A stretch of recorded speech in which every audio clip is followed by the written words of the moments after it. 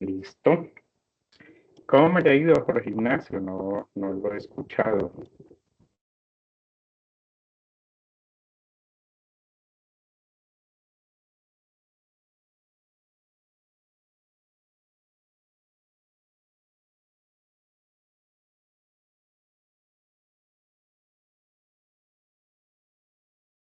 Hola, buenas tardes, José Ignacio. Es la única persona que ha ingresado.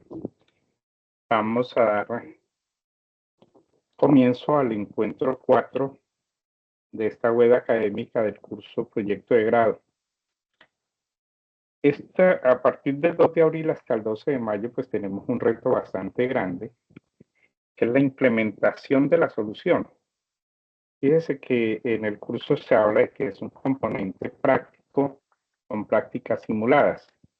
Hasta ahí iría todo normal, sino que al ser un curso con muchas posibilidades de componente práctico, entonces no se puede fortalecer como un componente práctico in situ, que eso es lo que nos dificulta de cierta manera pues, tener un componente práctico in situ, que podríamos, lo estamos pensando con docentes del otro curso de proyecto de grado para los programas anteriores, cómo sería un componente práctico in situ, como tener una práctica, algo así de 6 horas, donde los estudiantes lleguen con sus prototipos armados y podamos hacerles una revisión de laboratorio propiamente dicho, haciéndole las pruebas de acuerdo a las características técnicas o las especificaciones técnicas del producto mínimo viable. Entonces, esa es la propuesta que ha habido para los semestres siguientes. En este momento, pues apenas está en eso, como una propuesta.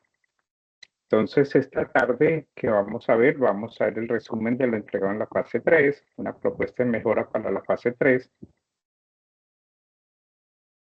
y pues hacer una claridad de una ambigüedad en la guía. Por ser una guía nueva no caímos en algún detalle y se generó alguna confusión. Después tendremos el componente práctico como tal y las evidencias del trabajo individual y o colaborativo. Aquí hablo de colaborativo con la esperanza de que haya debates al interior de los grupos colaborativos frente a las propuestas de solución que han realizado sus integrantes. Y por último, las preguntas. En la fase 3 teníamos como actividad central el diseñar y planificar la solución tecnológica. Define y describe la metodología. Si va a ser una metodología ágil, híbrida o de investigación propiamente dicho. Cuando hablamos híbrida sería ágil y cascada a la vez.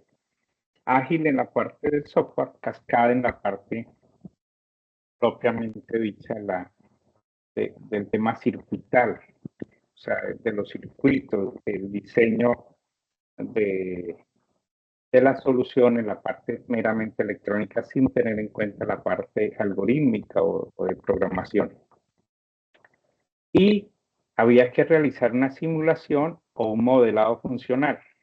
¿Por qué estas dos elementos? La simulación es porque cuando venimos de la ingeniería electrónica, podemos simular con cualquier cantidad de software que hay hoy en día para simular, desde el Proteus, que es una de las herramientas que posee la universidad, más el Simulink de MATLAB, o los otros elementos que tiene MATLAB hoy en día para hacer simulaciones. Pues aquí casi no hay un solo prototipo que plantee temas de orden mecánico, pero sí de orden eléctrico. O el modelado funcional sería ya para la parte específica de ingeniería de las telecomunicaciones.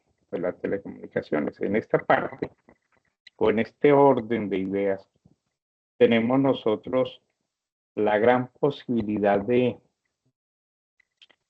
hacer el diseño de la red como tal, una red de telecomunicaciones para llevar un servicio determinado. La mayoría de sus compañeros han planteado la deficiencia de conectividad en muchos sitios del país, especialmente en zonas rurales, y por eso allí se debe hacer un modelado funcional. ¿Y qué es un modelado funcional? Pues determinar unas realidades en demanda, o sea, cuántos usuarios finalmente se van a ver beneficiados por la solución, y a partir de ahí y con algunas estadísticas que se tienen de tráfico hoy en día, pues se empieza a hacer todo el diseño, no solamente de la infraestructura, o sea, del cableado propiamente dicho, de los equipamientos que tienen que ver con el cableado, sino también de la capacidad a nivel de radio, si se va a hacer una solución entre radio y fibra, por ejemplo. Entonces, ese cableado, esa capacidad, ¿cuántos gigabytes va a tener ese radioenlace? ¿O cuántos gigabytes podrá soportar ese radioenlace para así poder soportar un número de usuarios? Por eso hablamos de un modelado funcional, que es más bien un modelado matemático que se demuestra a través de algunos algoritmos propiamente extraídos del tráfico en comunicaciones o de telecomunicaciones. Y finalmente, pues se estructuraba un plan de ejecución mediante la elaboración del cronograma de definición presupuestaria de recursos. Este fue el puntico que nos quedó un poquito ambivalente o que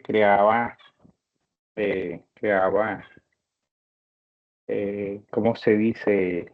Conflicto con lo que finalmente se estaba pidiendo en el documento. La fase 4 ya es implementa y pone en funcionamiento el producto mínimo viable diseñado, ejecutando un riguroso plan de pruebas para validar su desempeño, operación y mantenibilidad. Todo el proceso que nosotros hemos seguido es un proceso como si estuviéramos haciendo un proyecto propiamente dicho. Por eso aquí hablamos de proyectos tecnológicos para el desarrollo del curso. El hito clave, o sea, la esencia de esta fase es la validación para determinar el nivel de madurez tecnológica, que normalmente partimos que es el TEREL 4, o sea, que se hizo en laboratorios o en nuestra casa, lo pusimos a funcionar, está funcionando, ahí ese nivel de madurez es TEREL 4. Hoy ya nos están pidiendo a nosotros a través de la ruta de investigación e innovación que los productos que salgan ya como opciones de grado deben superar TLE4, o sea, mínimo TLE5 o TLE6. Y entonces habría que hacer todas las pruebas antes de dar un aval final para que se acepte un proyecto a nivel de jurados. Y todo lo que se hace aquí es documentar metodológicamente todos los procesos, todo el proceso. Se me fue una esa. Los resultados obtenidos y los puntos de innovación identificados. ¿Qué ocurre? Muchos de sus compañeros presentan soluciones, pero son soluciones que al revisarse ya se hicieron.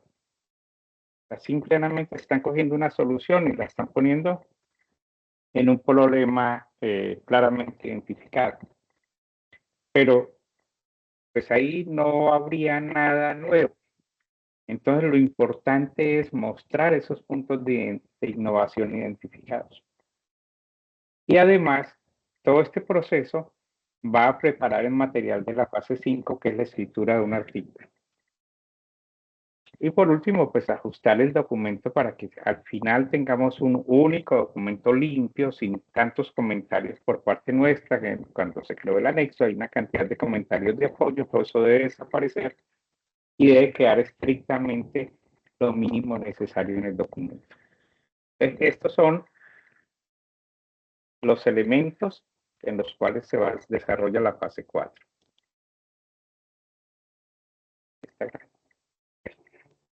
Se me fue esta imagen. Aquí nos faltaría el pedazo que tiene que ver con todo lo que es el análisis de resultados. Un análisis de resultados que nos impacten no solamente en que nuestro proyecto es viable realmente, porque lo hemos validado siempre que es viable, pero ahorita sí tenemos que hacerlo real. Ejemplo, alguien alguien escribía o proponía diseñar una incubadora, pero cuando uno mira los componentes que tiene la incubadora, coloca un motorcito que no es capaz de mover más allá de 1 libra de peso. Entonces, pues sería una incubadora para 3 o 4 huevos. Ahí no estamos haciendo nada nuevo, ¿no? Tenemos que pensar que para poder llegar al diseño final, cuántos huevos va a tener mi incubadora, cuánto pesaría y por lo tanto cuál es el torque que yo requiero para estar moviendo los huevos y a partir de ahí definir el motor que requiere mi solución. Por eso he sido como muy insistente en que miren muy bien cada una de las cosas. No, que queremos hacer un sistema inteligente de riego, y lo he dicho, creo que en todos los encuentros, de riego para qué tipo de plantas, cuáles son los niveles de estrés por exceso de agua o cuáles son los niveles de estrés por defecto de agua, cuáles son los niveles de estrés porque le está sobrando nitrógeno, potasio, calcio, fósforo, o cuál es el estrés porque hay deficiencia de esos elementos. ¿En qué momento debe haber más potasio que fósforo o potasio que nitrógeno en el cultivo? Si es en el momento que se está enraizando, si es en el momento en que la planta está creciendo o si es en el momento en que ya empieza a tener frutos. O sea, las etapas propias del, de un sistema de producción agrícola. Entonces allí uno tiene que tener claridad de eso y a partir de eso es que yo defino o el algoritmo y o los sensores que requiero. No solamente un sensor de humedad de suelo, un sensor de humedad y de temperatura aérea me van a garantizar a mí un buen cultivo. Ellos simplemente me van a informar que el piso está demasiado húmedo o está bajo de humedad, o que está haciendo mucho calor, o que la humedad aérea es muy alta. Entonces uno puede percibir, bueno, si la humedad aérea es muy alta, esas hojitas van a estar refrescadas, van a poder absorber agua, aunque no lo veamos, ellas sí lo absorben, ¿no?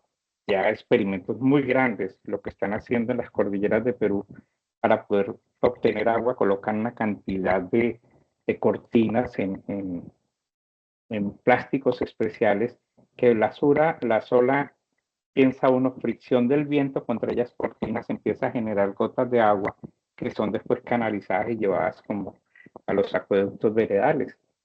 Entonces hay tantas cosas de desconocimiento del problema, porque uno plantea el problema, dice lo que está sucediendo, pero uno no profundiza realmente cuáles son las causas reales. Es aquí, entonces, en esta parte que no apareció en esta diapositiva, que es todo el análisis de resultados. O sea, hago mi simulación, ¿qué pasó con la simulación? Hago la implementación, ¿cuáles son los resultados de la implementación? Entonces, de las mejoras, yo vuelvo a reiterar estas 3 diapositivas de la presentación anterior. Primero definamos el enfoque, que son esos pasos sistemáticos y lógicos. Yo no puedo implementar sin haber diseñado. Y no puedo diseñar sin haber revisado la totalidad de las variables que requiero. Y no puedo determinar las variables si no he hecho un análisis realmente de la situación. Entonces, fíjese que ese enfoque, esos pasos sistemáticos deben de ser claros y lógicos. Entonces, primero yo analizo, después determino qué es los elementos que requiero, diseño. Y una vez diseñado, y el diseño es todo, el diseño no es que voy a diseñar la parte solamente eléctrica, la parte de control, no. El diseño para mí implica cómo voy a alimentar. Muy seguramente voy a tener sensores que necesitan 5 voltios, otros sensores que necesitan 3.3 voltios, otros sensores que necesitan 12 voltios, o actuadores que necesitan 24 voltios. Entonces, toda esa parte la tengo que tener clara. ¿Cómo va a ser la medición de la energía? Si voy a tener una información permanente de cuánto es el consumo de energía que se tiene. O sea, otro sensor adicional, además de los sensores propios del proyecto. ¿Cómo va a ser la comunicación de entrega de datos? ¿Va a ser vía Wi-Fi? ¿Va a ser vía Bluetooth LE? ¿Va a ser Zigbee? ¿No? Todos esos elementos yo los debo tener en el momento en que voy a diseñar. Después vienen todos los tipos de metodología. Y aquí reitero lo que hace un momento dije, ágil para software e inteligencia artificial. O tradicional, o sea, lo que llamamos cascada para el hardware. La cascada empezó a determinar cuál es mi microprocesador, pero antes de decir cuál es mi microprocesador que necesito, o microcontrolador, perdón, cuántos son los puertos que necesita mi diseño. Entonces, partimos de que no vamos a usar un Arduino Uno, 13 puertos, de los cuales hay unos con una dedicación especial, porque son PWM o porque pertenecen a un sistema de comunicaciones como SPI, entonces no los puedo usar y ahí empiezo yo a disminuir. Ahora no, pues utilizo un Arduino Uno y un ESP32 para ganarme en el ESP32 las comunicaciones, ya sea Bluetooth o ya sea Wi-Fi, para poder enviar la información a un servidor a través de la nube, a través de un broker, bueno, de alguna manera hacer llegar esa información en algún sitio, como si fuera una comunicación machine to machine, M2M. Después tenemos que esas fases del proyecto me presenten o debieron haber presentado esas actividades principales y entregables. Y las herramientas, que íbamos a usar Python y TensorFlow, si yo utilizar IA para hacer alguna clasificación, lo que fuese, hardware y sensores y microcontroladores. Y el criterio de éxito es las métricas medibles. Reducción del 20% en el consumo de agua. Es una métrica que es fácilmente medible, perdón, pero solo cualquier cantidad de eso, ¿no? Aquí cuando yo hablo de IA, es bueno tener claro el concepto de que no hay que abusar de ella, o no simplemente que la IA nos salga el documento y lo copiemos y lo peguemos. Porque empiezan a aparecer frases como, el estudiante debe determinar, dice uno, pero si el estudiante es el que está escribiendo, ¿cómo él va a determinar? Se permite como asistente de investigación para obtener ideas, pero no como reemplazo del trabajo del estudiante. Esta imagen es dicho con IA.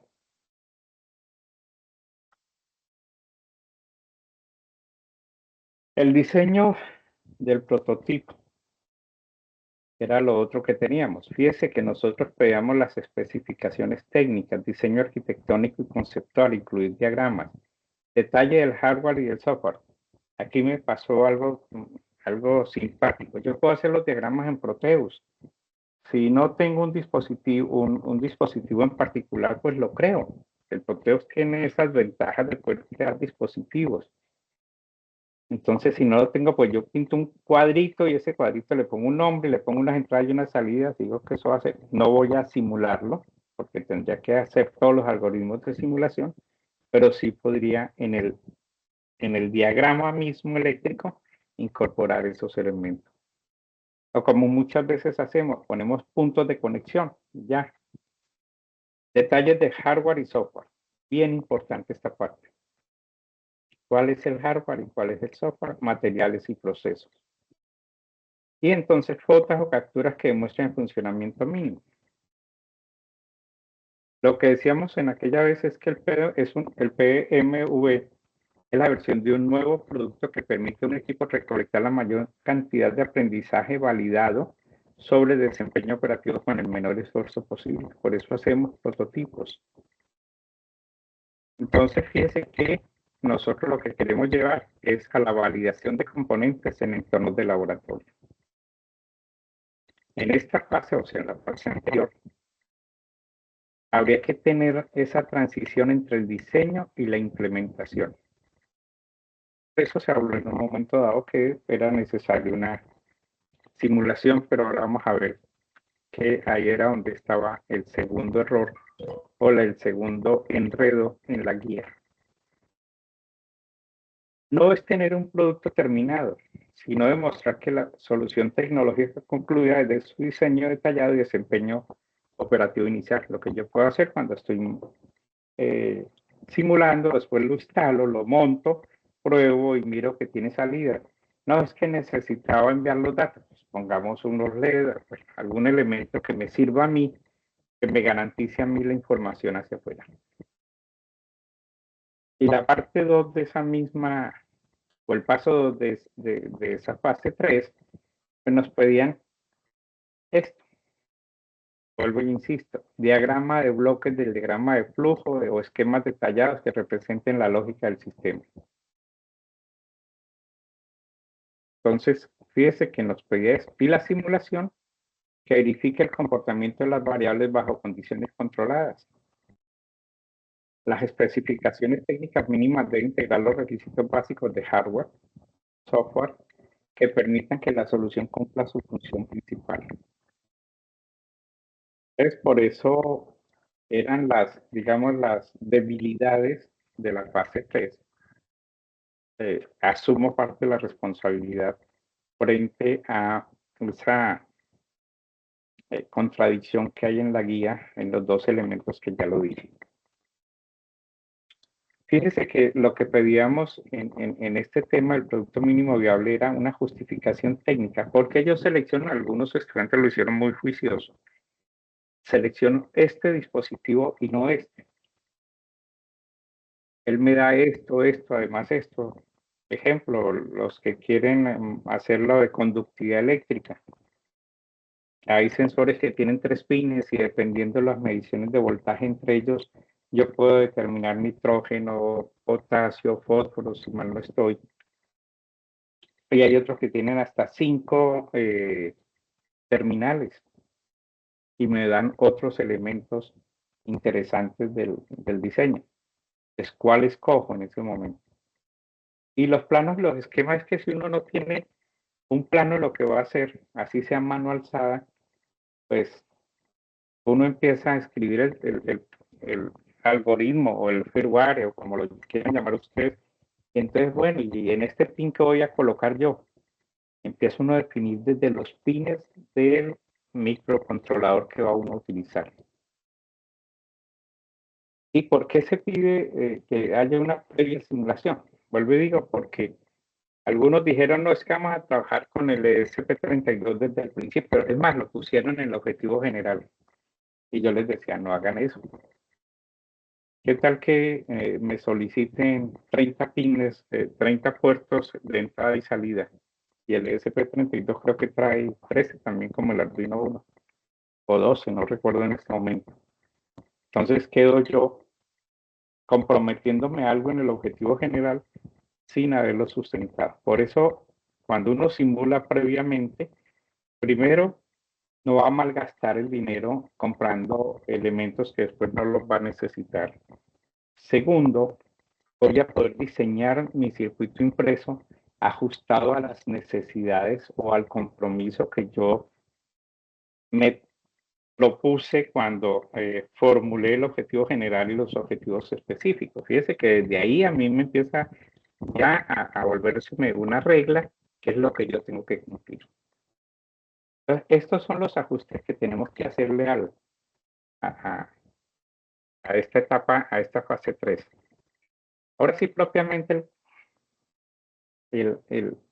lo que nos tiene hoy ya con la actividad abierta, que es la fase 4. Implementar y validar el producto mínimo viable hasta el nivel PRL4, el nivel de madurez tecnológica. Entonces nosotros tenemos la prueba del concepto, el experimento del laboratorio y el registro de los resultados comprobados. A partir de aquí ya tengo un diseño detallado, o sea, me devuelvo a este primer paso para generar un ya totalmente detallado cuál fue el puerto que se usó, cómo se configuró ese puerto, cómo es el sensor, qué es lo que el sensor me entrega, cuándo él me entrega. Yo estaba leyendo hace unos pocos días un trabajo de grado de alguien y que hablaba del uso de el MQ-135 para medir CO2. Empezando que no es lo mejor para medir CO2. Pero además, simplemente lo pusieron y le dijeron al microcontrolador, lea y dígame cuánto es la contaminación. Cuando llevamos eso al laboratorio y le prendimos un fosforito al lado, pues eso dio unas locuras, como 150.000 partículas por millón, una cosa así de esos niveles de exageración. Y cuando se revisa, uno, no se ajustaron la resistencia de carga del sensor. Él trae un potenciómetro ahí y yo lo que tengo que hacer antes de ponerlo a funcionar, en ese caso concreto los sensores que son químicos, toda la serie MQ son químicos, entonces ellos reaccionan al calentarse el ambiente donde está la placa que va a ser el sensado y entonces por ahí yo tengo que tener mis primeros valores, que no deben de ser un valor, sino por lo menos 100 valores, en un estado totalmente controlado, o sea, en una cápsula que me diga, el aire aquí está totalmente limpio. Cuando yo obtengo esos 100 valores, lo que hago es promediar o buscar la moda o buscar la mediana para que ese sea mi valor de entrada y ese valor a mí me va a determinar la relación de la resistencia interna del sensor sobre la resistencia de carga. Y si esa relación me da 1, pues me voy a la tabla del sensor, al datasheet del sensor, busco ese 1 y miro el valor que está dando en ese momento y lo que hago es correlacionar ese valor con las medidas a futuro. ¿No? Cosas de esas son las que nos obligan en estos procesos a hacer. Entonces, ¿qué hemos hecho hasta hoy? El diagnóstico, la formulación problemática, planteamos un problema real, lo justificamos y generamos o nos comprometimos con los objetivos. El objetivo general y 3, 4, 5 objetivos específicos, bueno, hasta 6 he visto. A partir de allí, pues ya tenemos nosotros claro cuál va a ser mi marco teórico, o sea, cuáles son las teorías que me deben acompañar a mí en el diseño de la solución. No estoy diseño del circuito, diseño de la solución. En base de qué de qué teorías es que voy a desarrollar esto. Entonces, ejemplo, en agricultura, el tema de las pasifloras, que es uno de los temas que a mí me tiene medio apasionado. Entonces ellos me dicen que necesita que en el periodo de siembra y de estas cosas, la humedad debe ser de tanto, el nitrógeno, el potasio, el fósforo, debe ser de tanto. Que cuando ya empieza a crecer o a agrandarse la matica, el bejuco, pues debe cambiarse esas combinaciones. Y cuando ya empieza a tener fruta, debe cambiarse también las combinaciones. Ahí ya tengo un marco teórico, un solo marco teórico de cómo es que funciona la matica. Después me voy. ¿Quién me puede definir eso? No, que utilicemos sensores basados en grafito, aluminio y acero. Y miramos las corrientes que hay entre ellos cuando están enterrados en la tierra. ¿Y eso qué me quiere decir? Que tiene más potasio, que tiene más nitrógeno, que tiene más fósforo, ¿no? Entonces, todo eso es el marco. Yo tengo que ir y consultar quién ha hecho ya trabajo sobre eso. Y esas teorías vengo y las aplico. ¿Por qué? Porque esa parte de esos sensores me van a llevar a mí, a uno, a la calibración del equipo y dos, a la operación misma del equipo. Cuando él ya esté funcionando, pues sabe cuáles son sus topes, en qué momento de cambiar todos estos elementos. Los marcos, el marco conceptual, que son todos los conceptos inherentes a mi proyecto. ¿Cuáles son esos conceptos que yo debo tener lo suficientemente claros? Si es agricultura inteligente, si es agricultura de precisión, el tema de la tierra, o sea, cuáles son los componentes de la tierra donde se está sembrando una determinada planta. Y el marco contextual, muchos lo llaman el estado del arte. ¿Qué es lo que hay hoy en día? ¿Qué es lo que se ha desarrollado en el último año? Si es posible. Bueno, nosotros siempre hemos hablado de los últimos 5 años, pero hoy en día están apareciendo muchísimos. Yo hice una tarea simple con el notebook LM de Google y le dije, necesito que me busque literatura del último año sobre estos temas específicos. Le di un orden, bueno, casi el PRON eran casi 2 páginas, y me encontró como 100 y piquito de datos, y después le pedí que me los clasificara a partir del resumen y a partir de las palabras, palabras claves del documento. Y obviamente, pues me reorganizó mejor el tema. Perdón. Y pude tener un marco contextual mucho más robusto, del cual yo pude extraer elementos de cómo hoy se está haciendo claramente toda esta parte de inteligencia artificial desde la clasificación y poder llegar, por decir algo, a, aprendizaje de máquina, de entregarle al sistema cómo él debe comportarse. Y entonces terminó diciéndome esta indagación que tenía que instalar una estación meteorológica para determinar si en cuántos minutos a futuro iba a llover, o horas, o días, ¿no? Eso le sirve porque eso es parte de que el sistema simplemente mide lo que está pasando y dice, en este momento no voy a irrigar porque va a llover en 2 minutos después y lo que yo riegue se va a desperdiciar. Por último, en la fase 3 fue el diseño, modelado y planificación. Definimos una metodología, diseñamos el prototipo del producto mínimo viable y establecimos un cronograma.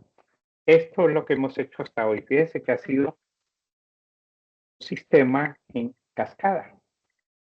Hicimos la raíz, nos buscamos cómo vamos a solucionar y aquí ya definimos la metodología y diseñamos el prototipo. El componente práctico está dividido en 2 partes.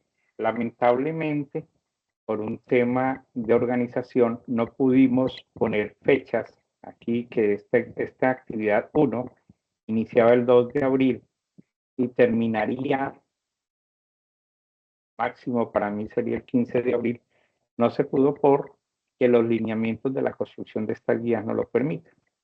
Pero entonces lo dejamos traslapado las dos tareas, digámoslo así, o las 2 actividades, porque en esta primera parte es la simulación como tal. Ya es tener el dispositivo funcionando en algún simulador. Y la parte 2 es la implementación. Si alguien juiciosamente hizo esta parte de simulación en la fase 3, pues ya hoy debería estar haciendo su implementación, o sea, instalando en un protoboard, montando todos los elementos, definiendo la compra, bueno, cosas de estas, para poder hacer después las mediciones como tal. Entonces, en esta parte 1, ¿qué se necesitan? Componentes y diseño, los algoritmos, simulación en Proteus. Yo puse Proteus porque es el simulador institucional por ahora, pero los estudiantes pueden utilizar cualquiera, MATLAB, Simulink, los de National Instrument o los de, ¿cómo se llama ahora? Bueno, no recuerdo cómo se llama lo de National Instrument, que todo nos permite a nosotros tener unas buenas simulaciones. Por lo menos el Simulink de National Instrument es muy interesante para todos estos temas de robótica, de agricultura y otros, y de comunicaciones, que además nos permite diseñar hasta antenas. Y el video de simulación. Aquí sí va el video de simulación. Y en telecomunicaciones es definición de las zonas geográficas. Yo recomiendo que utilicen QGIS para aquellos de telecomunicaciones. El QGIS es un Google Maps mucho más especializado. Puedo tener varias capas dentro del QGIS. Puedo tener las capas de las calles si voy a hacer una red de acceso. Puedo tener las capas de las infraestructuras, postes, canalizaciones, cámaras de inspección o cámaras de acceso a de la fibra.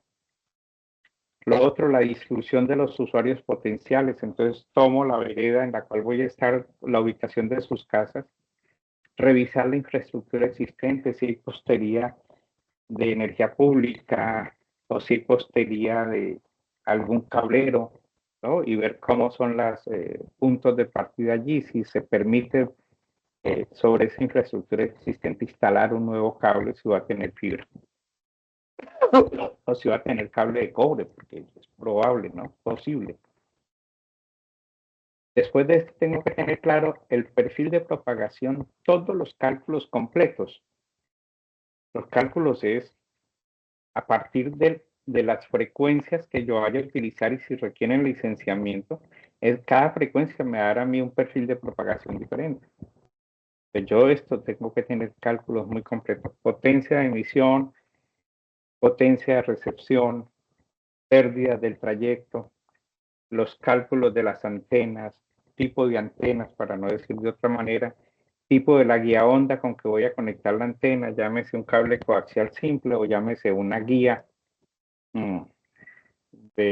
para las frecuencias que yo vaya a utilizar. Si va a tener cableado, pues cableado de fibra óptica, todo el inventario de materiales que eso conlleva, desde los dispositivos hasta el dispositivo que va instalado en la casa del usuario y cómo va a ser repartido toda esa parte de la fibra. Hoy ya hablamos de GPON, cómo se hace el tema de GPON. Para estos casos, pues Sirio es una herramienta que tiene contratada la universidad y Certicstar es otra herramienta, pero en este momento no tengo claro si la licencia está vigente. El jueves voy a tener una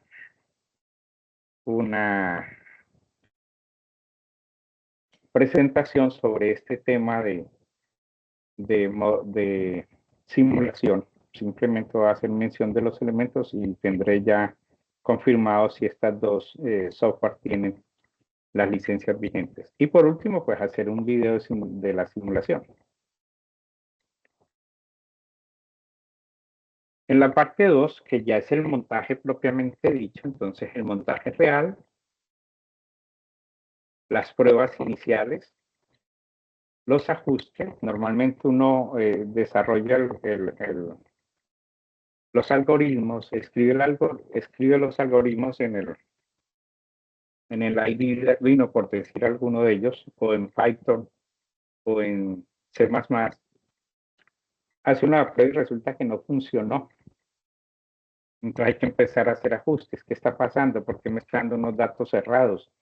Seguramente en alguna de las fórmulas que tuve que tener ahí, porque hice conversión análogo digital, y cuando el microprocesador, el microcontrolador está tomando una lectura, él me está tomando un rango de acuerdo a la capacidad de resolución. Entonces podemos estar hablando de 1024 posibilidades de lectura en 5 voltios, en 3.3 voltios. Eso yo lo tengo que mapear para llevarlo a un indicador que me permita después hacer cálculos. Entonces ahí podemos estar cometiendo algunos errores. Por eso hablamos de los ajustes y finalmente el video de funcionamiento o el video explicativo, como lo dicen. En el caso de telecomunicaciones, como simular, va a ser un poquitico más complejo porque son pedazos repartidos, digamos la fibra por un lado y los enlaces de radio por otro lado. Entonces se nos vuelve un poco más complejo. Hacemos los ajustes a los objetivos o de acuerdo con los objetivos y el video explicativo. Ahí tendrá que aparecer por lo menos el diseño en el mapa de la ruta de radio, de la ruta del cableado o de los sistemas de transmisión que se vayan a utilizar y la distribución de usuarios, la demanda de su tráfico, la capacidad de contratación o cuál va a ser mi SLA, o sea, mi acuerdo de nivel de servicio con quien me va a proveer a mí, por decir algo, conectividad a Internet. Yo tengo que contratar con él una cantidad para que todos mis usuarios tengan Internet de una buena calidad. Es lo que se busca siempre en estos diseños. No es coger mi contrato que tengo en mi casa, no sé, 500, pero no sé cuántos megas tiene, montar una antenita y empezar a propagar con enlaces de radio y después bajar eso a 4 o 5 dispositivos en cada casa. Y resulta que entonces yo me quedo sin internet en mi casa. Las evidencias, la parte uno, pues es la descripción de funcionamiento de la solución simulada. Una descripción clara, coherente. No estoy diciendo un manual de usuario, sino qué es lo que está ocurriendo, cuando él lee. Por eso cuando yo hago mi diagrama de flujo, él ahí me hace una descripción muy técnica y yo lo que hago es también convertir eso en palabras. Y el video explicativo, máximo 3 minutos. Y la parte 2, que es el informe técnico, que documenta el proceso y que nos va a servir. Fíjese que nosotros simplemente lo pedimos que lo coloquen ahí, no como un informe técnico, sino que lo coloquen en todo el análisis de resultados, entonces el plan de pruebas, cuáles fueron las pruebas que se hicieron, cuáles fueron los resultados cuantitativos de desempeño y mantenibilidad, un elemento que no hemos tratado, pero que tenemos que tenerlo siempre claro, cuál es la mantenibilidad, qué me dice el fabricante del módulo de Arduino, cuántas son las horas de uso. Es no, que son 10.000 horas, y entonces yo sé cuánto va a cumplir las 10.000 horas y qué tengo que hacer. Tener a mano otro Arduino ya con el software embebido en él para quitar uno y poner el otro, no lo sé. Si es mantenimiento preventivo o mantenimiento correctivo o un mantenimiento predictivo, que hay diferencia entre los tres. ¿Cuál es la evidencia del TR4? La demostración documentada y validada en entornos de laboratorio o simulación.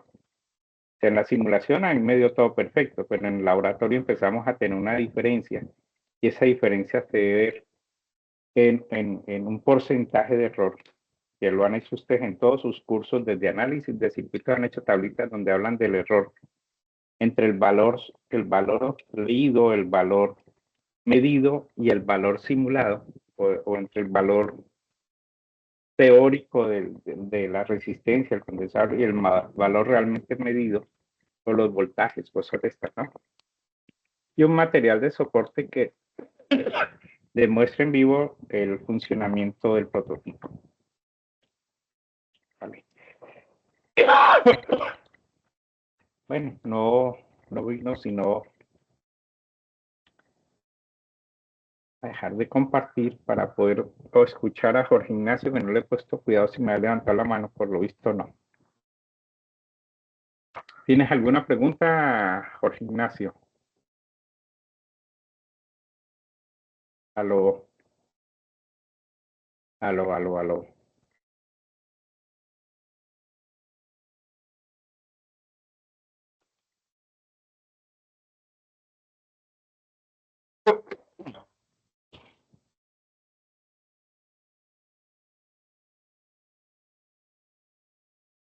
Bueno, si no hay más preguntas, entonces dejamos ahí. Voy a guardar la grabación para que en el día de mañana la podamos subir al curso y esperar comentarios. Primero paremos detenemos la grabación.